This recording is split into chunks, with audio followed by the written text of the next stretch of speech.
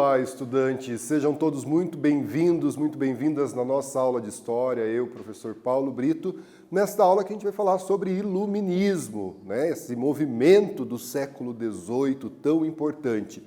Vamos aqui dar uma olhadinha no objetivo da aula de hoje, reconhecer as principais características do iluminismo. Vamos falar sobre essas características, né? Como que eu identifico esse iluminismo, quem eram os filósofos, os autores do iluminismo, né? O que ele contribui para a história, né? Esses rompimentos e permanências que a história tem a partir do iluminismo. Então aqui, ó, você lembra o significado da palavra razão? Você lembra, né, da relação que essa palavra tem com os pensadores do século XVIII, 1710, 1720, aí, né, esse ao longo do século XVIII? Qual a relação que essa palavra iluminismo tem com os pensadores do século XVIII? Então aqui, ó, talvez você tenha associado a palavra iluminismo, né, somente a habilidade ali, a palavra razão, somente a habilidade de fazer coisas corretas, de se ter razão, né? Porém, razão também significa raciocínio, né? Poder de compreensão. Então vejam aí, né, essa razão como um poder de compreensão, de raciocínio, de racionalidade. Os pensadores iluministas do século XVIII acreditavam que o uso da razão iria iluminar assim as trevas da ignorância e da superstição, né? Quando a gente, né, precisa ler, estudar no escuro, não é possível fazer isso. Daí com a luz a gente consegue ver aquilo que a gente está, às vezes, na nossa frente, aquilo que precisa ser visto, estudado, compreendido.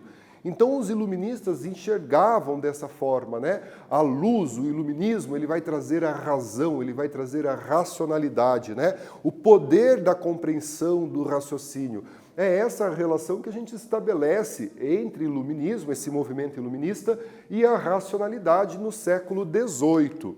Então, para os iluministas, a maioria das pessoas estava mergulhada na ignorância, no fanatismo religioso, e só a razão poderia torná-las esclarecidas, né? A importância do uso da ciência e de se acreditar na ciência, se afastando, né, das superstições, se afastando das explicações religiosas para fenômenos, por exemplo, da natureza, né? Então, pensava-se por que choveu, né? Ou porque teve uma seca prolongada, ou porque teve determinadas doenças na Europa. Ah, porque Deus quis que isso acontecesse. Os iluministas vão lançar luz sobre as trevas, vão lançar a racionalidade, vão propor a razão para que a gente pense esses fenômenos da natureza, da biologia, a partir da ciência. Então eles vão explicar a chuva, por exemplo, a partir aí da natureza, por que chove, por que não chove. Vão explicar aí as epidemias, as pandemias a partir da ciência. É um movimento que valoriza a ciência, é um movimento que valoriza a razão. É você jogar luz sobre as trevas da ignorância, do fanatismo religioso, que até o século XVIII era uma característica comum nesses países europeus, né? Trago aqui, ó, qual a sua opinião sobre esse pensamento, né, da utilização da razão para afastar, né, as trevas da ignorância?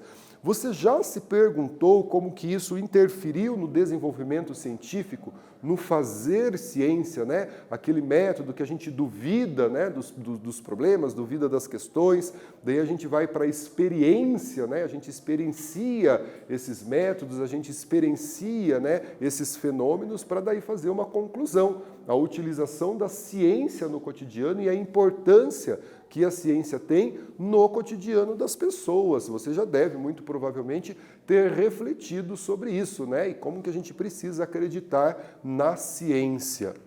Então aqui, ó, quando você faz uma pesquisa, né? O professor de História passou uma pesquisa para você fazer. Que recurso você costuma recorrer primeiro? Você busca sites de livros, sites de busca, ou você vai em livros físicos, como, por exemplo, a enciclopédia? Isso é muito comum, né? A gente passa aí ao longo do nosso ensino médio, depois na graduação e na vida, fazendo pesquisas, né? Temos lá as nossas dúvidas, temos os trabalhos solicitados pelos professores, e daí a gente vai para uma pesquisa, né? O que você usa, né? Os sites de buscas para fazer as suas pesquisas, livros físicos como enciclopédia, como que você faz isso, né? Você sabia que a primeira criação de uma enciclopédia, ela é creditada aos luministas, ou seja, foram os iluministas que fizeram, né? Hoje talvez seja mais fácil a gente abrir uma página na internet e fazer a nossa pesquisa, né? Nós vamos ter aí vários buscadores, nós temos uma enciclopédia eletrônica, né? Mas, há algum tempo atrás, aí, 20, 30 anos atrás, era comum as enciclopédias físicas, né? As bibliotecas escolares tinham enciclopédias, muito provavelmente devem tê-las ainda, as bibliotecas públicas tinham as suas enciclopédias. E a primeira enciclopédia, essa ideia de tentar reunir o conhecimento em livros, ela foi feita por filósofos iluministas, lá no século XVIII, né? Assim, pessoal, estudar o iluminismo é compreender o processo que facilitou o acesso que a gente tem hoje ao conhecimento, a construção do conhecimento, a sistematização desse conhecimento e principalmente o acesso, né? O conhecimento ele precisa ser acessível às pessoas. Não adianta eu fazer pesquisa, eu produzir conhecimento e esse conhecimento ele não ser acessível. Então, o iluminismo ele traz essa perspectiva para a gente, né? Do fazer ciência, do lançar luz sobre as trevas, sobre a ignorância, sobre o fanatismo, sobre as superstições, e trazer a ciência para perto das pessoas, explicando, né, a racionalidade, os fenômenos, né, explicando a sociedade a partir da ciência, compilar isso e tornar isso acessível às pessoas. Porque com a enciclopédia nós podemos aí acessar, né? Hoje nós fazemos isso de forma virtual, muito provavelmente na maioria das vezes, mas também há os livros físicos, né? Você vai fazer uma pesquisa, você procura o livro físico, até mesmo o teu livro didático ou algum livro, né, científico para trazer a sua pesquisa. Olha a importância do movimento iluminista nos dias atuais, né? A permanência desse movimento, a permanência do fazer ciência nos dias de hoje, né? Então, o iluminismo, e algumas pessoas chamam de ilustração, foi um movimento de ideias desenvolvidos na Europa, né? Ali por volta do século XVII, entra o século XVIII, e que ainda nos influencia, né? Ele tem a influência nos dias de hoje, tem a influência na atualidade. O nome iluminismo deriva, né, do fato dos homens que criaram esse movimento verem a si mesmo como defensores da luz, da razão, contra as trevas, contra a tradição, contra a autoridade, né? Vão questionar, por exemplo, o poder absoluto dos reis, né? O iluminismo questiona o absolutismo, questiona o fanatismo, questiona alguns valores, né, que eram tradição, como, por exemplo, na sociedade, né? Essa ideia dos títulos, da monarquia absolutista, eles vão questionar. Então, esse movimento chamado de iluminismo ou também chamado de ilustração. Então, o uso da razão, né? Isso é importante, né? A gente ter um pensamento racional, a gente trazer a ciência para as nossas discussões e comprovar através do uso da razão aquilo que está sendo discutido, né? Então, vamos nos afastar do senso comum e vamos trazer a racionalidade, vamos trazer a ciência, né, para o nosso cotidiano, isso desde o século XVIII, para explicar, para fundamentar aquilo que a gente está pesquisando. Então, os iluministas, eles se opunham ao conhecimento baseado na autoridade e na tradição. Por exemplo, o conhecimento da Igreja Católica.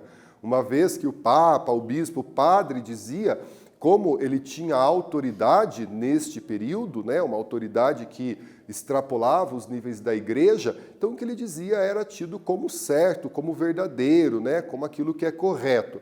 E também nessa questão da tradição. E se propunham, os iluministas, né, eles tinham a proposta da busca de um novo conhecimento baseado em quê? Baseado na razão. Nós vamos utilizar a racionalidade, nós vamos utilizar o pensamento racional para buscar a verdade, né? Lembrando que essa verdade, para os iluministas, ela também é uma verdade transitória, né? Ela pode ser verdade hoje, amanhã, né? O que eles descobriram, o que eles propuseram, pode ser questionado e pode ser substituído. Então, essa utilização da razão para o progresso, para o conhecimento da humanidade, né? E aqui uma obra do Francisco de Goya, no século XVIII, né? O sono da razão produz monstros, ou seja, né, se nós não usarmos a razão, as trevas, os monstros, eles acabam, então, ocupando o espaço que deve ser ocupado pela ciência, que deve ser ocupado pela racionalidade. E trago aqui uma atividade, né? Copie no seu caderno e responda. O que foi o iluminismo, né? Como ele interferiu no modo de pensar da época e quais suas consequências para os dias atuais? Construa um parágrafo bem articulado com o uso da razão e a gente faz a correção da atividade aqui.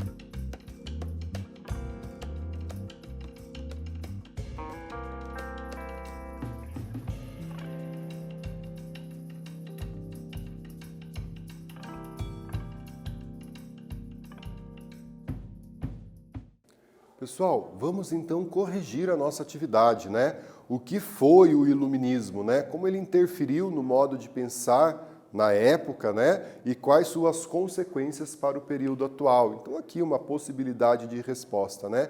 Foi um movimento de ideias, né? Do uso da razão desenvolvido na Europa entre os séculos XVII e os séculos XVIII, interferiu no pensamento da época ao defender o uso da razão para o esclarecimento das pessoas e ao criticar o antigo regime, o absolutismo, questionando, por exemplo, os privilégios da nobreza.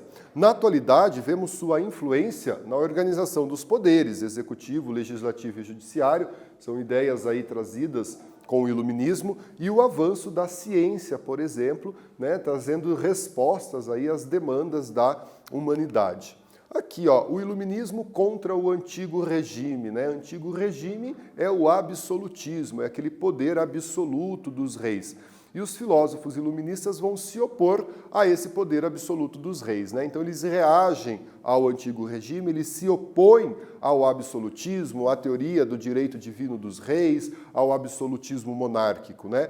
Eles vão se opor também aos privilégios da nobreza, né? Lembrando aí que a nobreza desses países, essa nobreza ela não trabalhava, né? Não pagava impostos e vivia do privilégio, quando a maioria da população, ainda que vivia no campo, ela tinha que sustentar aí os privilégios dessa nobreza e também do clero, né? Vão criticar a falta de liberdade e a intolerância religiosa. Aqui Luís XIV, né, símbolo do absolutismo. Luís XIV, ele foi aí um monarca da França, né, e foi esse símbolo do absolutismo monárquico que a gente tem na Europa. Então aqui o progresso iluminista, né? Então nós vamos ter alguns iluministas como Rousseau, Voltaire, Diderot, Montesquieu. São alguns filósofos iluministas, né? Alguns desses filósofos que se propõem a pensar o uso da razão, o uso da racionalidade em diversas áreas, né? Montesquieu, por exemplo, vai falar sobre o campo jurídico, vai falar das leis, sobre a liberdade, né? Rousseau traz aí algumas questões da educação para a gente pensar, defendendo uma educação, né, para todos, pública, universal. O Diderot, responsável aí pela enciclopédia, junto com o D'Alembert. Então percebam que o iluminismo tem aí várias áreas de atuação. Uso da razão, né? Crença em um mundo regido por leis naturais, então a lei da razão, né? Vamos estudar. Nós temos, por exemplo, as leis da física, né? Como que as leis da física, ciência, razão, elas podem reger o mundo, né? E a ciência, para conhecê-las, se dedicavam à ciência, né? À pesquisa científica, ao fazer ciência. Então, esse contexto do progresso iluminista para o desenvolvimento da ciência no século XVIII e que tem impacto na nossa atualidade, no nosso dia a dia. Bom, um exemplo de progresso iluminista, né? Então eu trago aqui o Lavoisier para vocês, né? Ele foi um dos mais importantes pensadores do iluminismo no campo da ciência.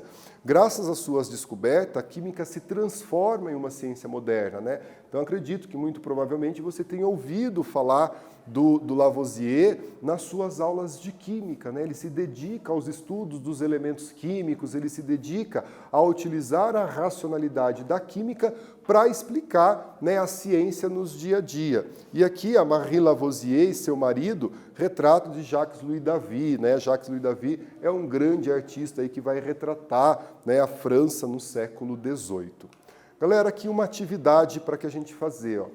Complete o esquema a seguir com as informações corretas sobre o iluminismo com relação às suas características, né? O iluminismo, a razão, a oposição e a crítica que ele fazia. Vamos preencher a tabela e a gente volta a fazer a correção.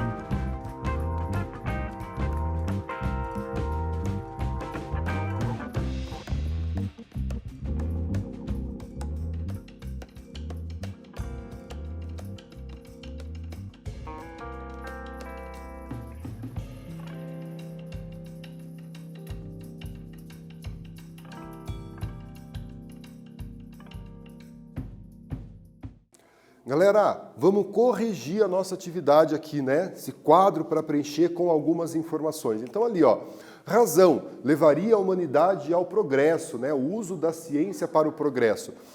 Se opunham, oposição, aos privilégios da nobreza e do clero, que não trabalhavam, não pagavam impostos, se opunham ao absolutismo monárquico, né, dos reis, à intolerância religiosa e à falta de liberdade, e faziam essa crítica ao antigo regime e ao absolutismo monárquico, e vão propor, inclusive, outras formas de governo nas suas propostas aí que o iluminismo vai trazer em combate ao antigo regime e ao absolutismo. Aqui o iluminismo em Portugal, né? Então, o iluminismo ele se faz muito presente na França, né? Os principais filósofos iluministas estão na França, Voltaire, Diderot, Montesquieu, Rousseau, D'Alembert, mas ele é um movimento que vai se expandir para a Europa, né? E vai chegar, por exemplo, em Portugal. Então aí uma figura iluminista em Portugal foi o Marquês de Pombal, primeiro-ministro português no século XVIII, e ele vai propor reformas administrativas, né, para modernizar a administração portuguesa, embora ela ainda tivesse seu caráter, né, um tanto quanto absolutista. O Marquês de Pombal foi responsável, por exemplo, pela expulsão dos jesuítas aqui no Brasil no ano de 1760. Uma forma aí, né, de você modernizar essas relações e tentar diminuir a intolerância, né, e a interferência da igreja nos assuntos do Estado. Aqui uma atividade, ó. A frase a seguir contém erros. Identifique desses erros e reescreva a frase corretamente. Então, ela tem erros propositais, né? O iluminismo foi um movimento que surgiu na Europa, no século XIX, e defendia, né, os valores da Idade Média e a defesa da fé para explicar a ciência. Então, encontre os erros dessa frase e a gente volta fazendo a correção.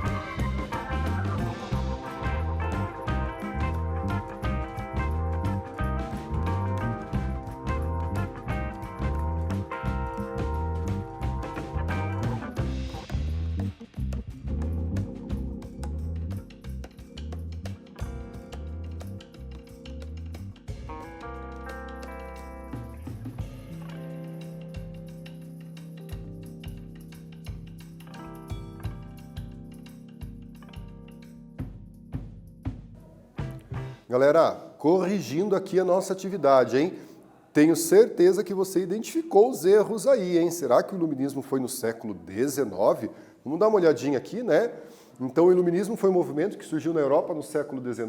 Não, né? Ele surgiu antes do século XIX.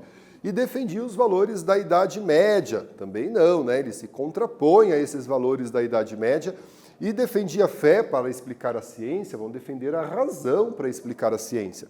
Então a frase fica, né, o iluminismo foi um movimento que surgiu na Europa no século XVII e defendia a ciência, né, e o uso da razão. É um movimento racional, é um movimento científico. Vamos dar uma retomada aqui no que a gente viu, né? Então o iluminismo ou ilustração, esse movimento que vai surgir na Europa no século XVII, se estende no século XVIII, e é um movimento que defende o uso da razão, que defende a racionalidade, né? De jogar luz sobre as trevas, sobre o fanatismo religioso, sobre a intolerância, sobre a forma de governo absolutista, sobre os privilégios da nobreza e do clero.